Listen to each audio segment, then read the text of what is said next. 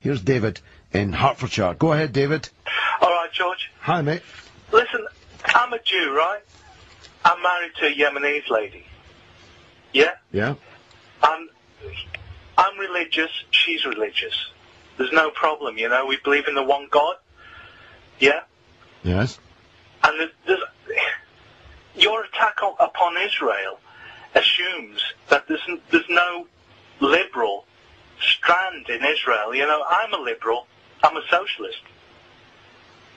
You know? What right have you got to condemn my... I'm in Hertfordshire, but, you know... I think you were about to use the words "my people," David, weren't you? Yeah. Now, this really is the heart of the matter, isn't it? That you think, in Hertfordshire, that Palestine is your country, even though you're English and live in England.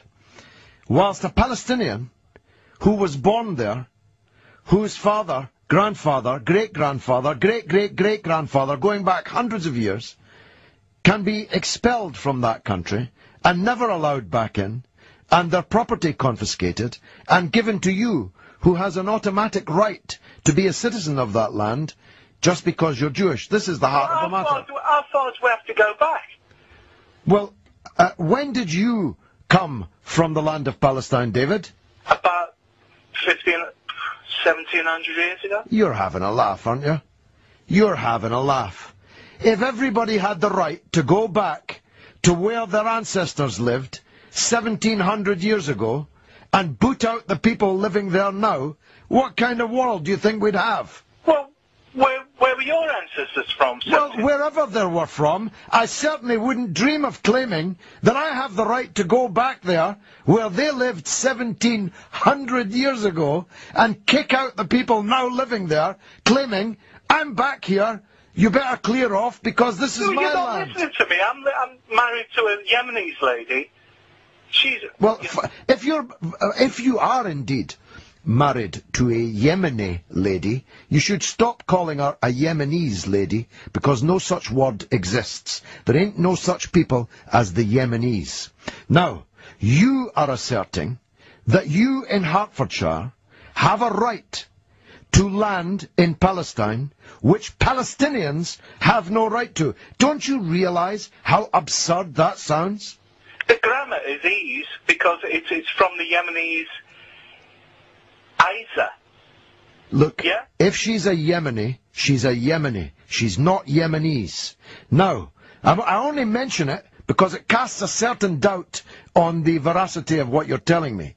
But let's deal with the centerpiece of your argument, that you have a right to Palestine because your ancestors, although how you know your ancestors 1700 years ago came from Palestine, I don't know.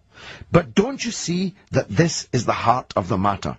Your assertion of that right to go back to a land left, you say, by your ancestors 1700 years ago, whilst excluding people who were born there and who are still alive today, this is the heart of the matter, isn't it? I believe in it.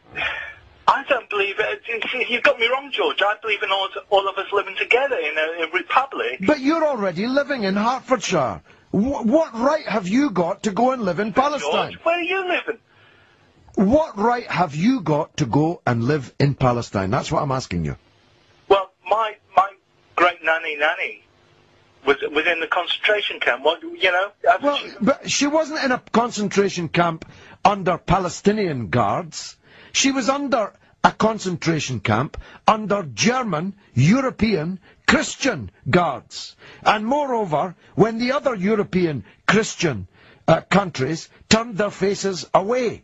But why should you be able to go to Palestine and take land from the Palestinians because your granny was in a concentration camp under the Germans? Where does that all compute? We went there when they were given the land back, yeah?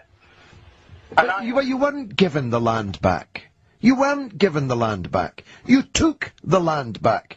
If I follow your example in describing the Zionist movement as you, the Zionists took the land back. I didn't take it. I was assisting in giving them back. Ah, dear.